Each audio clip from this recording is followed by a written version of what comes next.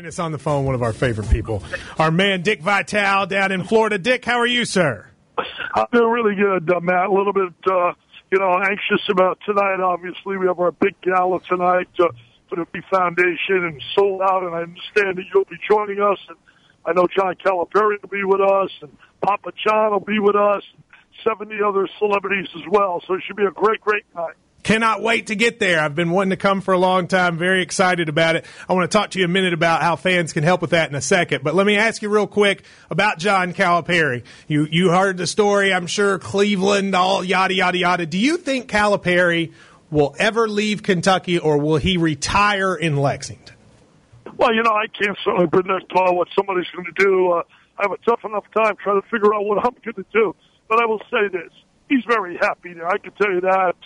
He has probably as good as a job he can get. There's no stability in the NBA, none whatsoever. Just take a look over the last 2 years. Coaches that had unbelievable seasons, guys like Vinny Del Negro went over 57 games, I think it was. I don't know the exact number with the Clippers. He gets fired. George Karl's Coach of the Year. He gets fired. You got Lionel Hollins has a phenomenal year with Memphis. He gets fired. This year, Mark Jackson wins 50-some games. He gets fired. I mean, it's a joke. It's an absolute joke. Where in college, coaches absolutely build some security. There's no way a Calipari or a guy like Tom Izzo or a guy like Mike Krzyzewski and right down the line, Roy Williams, they have a bad year, they get fired. That's just not going to happen.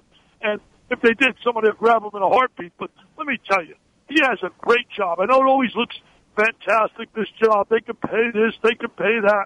Well, let me tell you, he is not going anywhere in the near future. Now, I don't know about, you say lifetime, that's tough to predict. But I will tell you this, in the near future, why would he want to leave Kentucky? And if he does, I want to come down here and take that job. I totally understand. When all these guys came back, we started getting excited, Dick, just like we did last year. But now it's a group of experienced guys. I mean, you've got Kentucky, I believe, preseason number one. I mean, how good can this team be next season? Well, man, how could you not have them logically number one? With the experience, the great players coming in, 9 McDonald's All-Americans. But that does not equate in college basketball. And I've tried to tell that to people. I know I was interviewed by certainly a number of guys about the fact, they're locked there. There's no way, shape, or form. The system in college basketball, the one-game scenario, makes it unbelievable to win a national championship. Everything has to go smooth. Because you have one bad night, and if the other team has one great night, they're making threes, they're making their free throws. It could be a long day. No one, I would believe, would beat Kentucky 4 out of 7 with the NBA system. But in a one-game scenario, they can be beat. So it's not a lock that they're going to win a national title. I'll tell you what is a lock. A lock is they will be in contention. Yeah, I totally agree with that. Were you surprised, Dick, with the run they made in the tournament? I mean, you knew it was there. You knew the talent was there. You went all year saying, hang on, hang on. But then when they lost to South Carolina and they lost to Arkansas, most people thought, well, it's just not going to happen. Were you surprised that they went to the title game? Well, a little bit, but really not really shocked in any shape or form. In fact, I had projected on ESPN that they would beat Wichita State. Yes, you did. They will get that game. They will win that game. But I thought Louisville would possibly get them in the next one. But, they had a terrific run, did a great job, and I always tease John. I mean, think about this.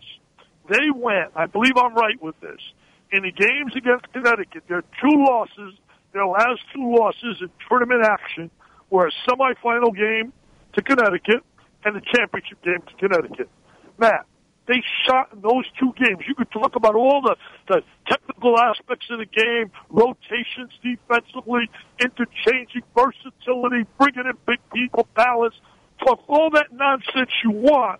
The bottom line is they shot 16 for 37 on the free throw line, combined in those 2 games. Wow. 16 for 37 and lost 2 tough games. They'd be standing tall with 2 other national titles if the simplicity of making a free throw would have happened. That is true, and that's tough to hear. They would have won 3 of 4 if that had been the case. All right, talk to me about tonight.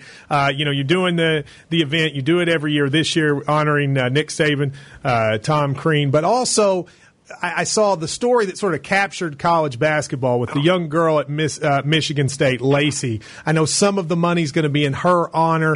Talk a little bit about tonight and what it means to you.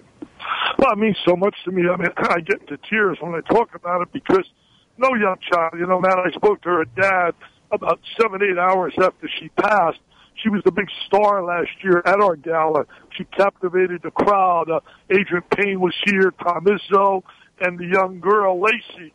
And 800 people will be sold out tonight, over 870 people again at $1,000 a person to raise money for kids battling cancer.